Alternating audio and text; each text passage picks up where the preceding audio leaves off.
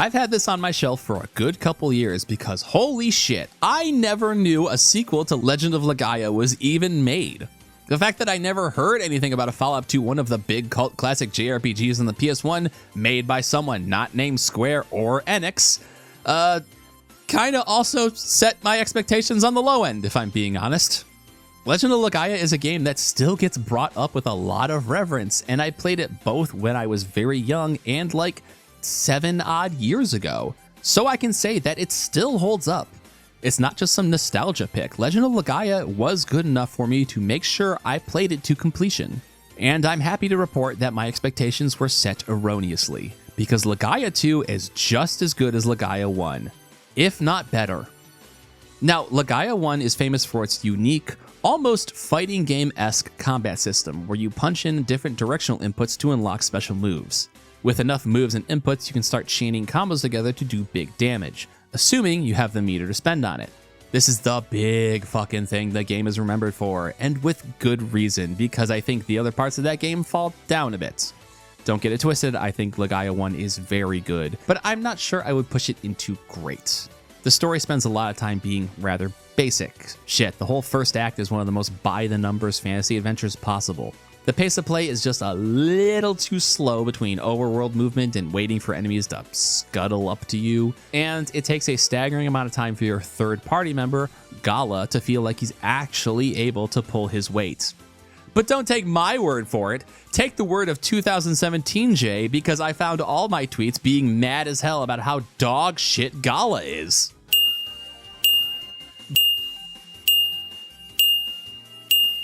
But to reiterate, these are just things that stop Legaia 1 from being an all-timer and just leave it in the category of a very good PS1 JRPG that I would recommend playing. And what fucks me up about Legaia 2 is that it improves on so many parts of the first game. The biggest is the rework of the battle system. It still has the directional input system of 1, but it has been refined to be much more engaging. In the original, all forms of arts would take AP meter, and outside of normal play, the way you pump your AP up is to spend a turn charging your spirit commands. In Legaia 2, now your normal arts actually give you AP, and only your more powerful arts cost AP to use. While this does remove the input bar increase Legaia 1's spirit charge gave you, Legaia 2 is overall much more generous with upgrading your input bar over level ups. Instead of Legaia 1's pace of spirit charge, big combo, spirit charge, big combo, you are now constantly comboing off, but in different ways, depending on if you are trying to build or spend AP. The fucking special sauce about how both games operate is that you can link specials by comboing with overlapping inputs.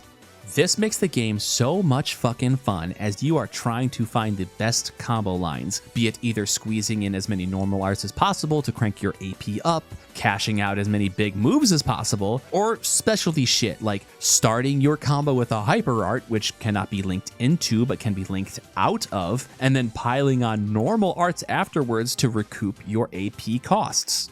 Enemies are not exactly punching bags on this. Some enemies will either float or be too small or whatnot, where certain characters' inputs will whiff, meaning you need to readjust your combo lines to still get good connections.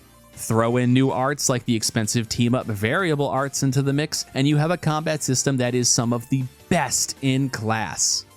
And if this sounds like it would make the game a slog to play through with it taking so much time, Legaia 2 tries its best to offset that. First off, the speed of battles is much faster, but the contents of them are also just better. I don't know if I would call the game difficult as much as I would say challenging. Even your rank and file random battles require a certain level of thinking because every enemy both hits harder than you would like and status effects can instantly fuck up an encounter. Even in fights that you pretty handily win, you will have to heal up afterwards because going into the next one down in health could send your ass to the game over screen. I think I was at the 16-hour mark before I hit a dungeon I could mostly take encounters without much of a care, but that was with some good equipment and cooking buffs. Oh yeah, fucking cooking! For some reason, Legaia 2 decided to stack a bunch of additional mechanics on the game. At campfires, you can make a variety of meals that give party stat buffs for a certain amount of battles. Also at campfires or town stores, you can upgrade equipment into new gear if you have the right crafting items for it. The biggest addition is accessories and skills. There's so many different skill adjusters for things like negation or resistance of status effects, which in this game feels so worthwhile, siphoning your own HP to buff your attacks, giving you an extra input after guarding, buffing the amount of damage your arts do, recovering MP after battle, stealing items during attacks, increasing the amount of items you get after a battle, like so much fucking shit, and most of these come from accessories. So now there's a weight system. Yes, another mechanic! And after you equip all your regular gear, you can use the rest of your allotted weight to put on as many accessories as possible, which is where the majority of these really good skills come from, and accessories will level up to unlock more skills. There's also a little gardening thing I didn't even grab footage of because I knew I wasn't going to interact with it, but like, damn, they were just putting a shitload of things into this game.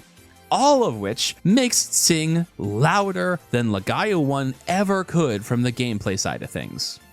There are a couple of steps backward, however. Instead of beating Seru in Legaia 1 to take them on as castable spells, a system that itself wasn't perfect, but it was at least very exciting when you saw another Seru you could capture, characters in Legaia 2 have their own JoJo-like stand called an Origin. These Origin will learn spells as they level up, like in almost any normal JRPG, and if I'm being honest, it's kinda fucking flat.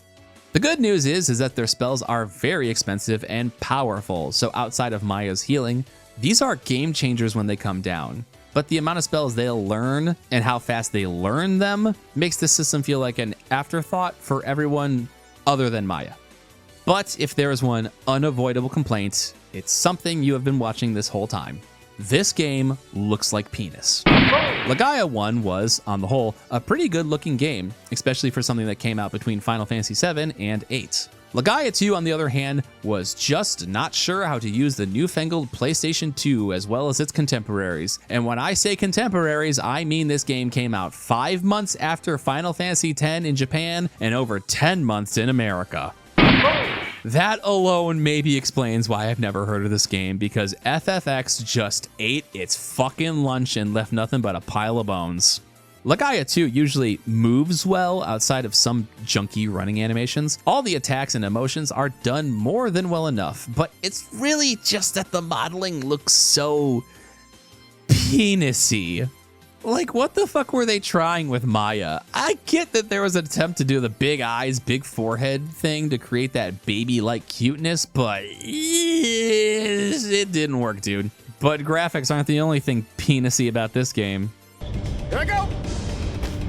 Ray of pain.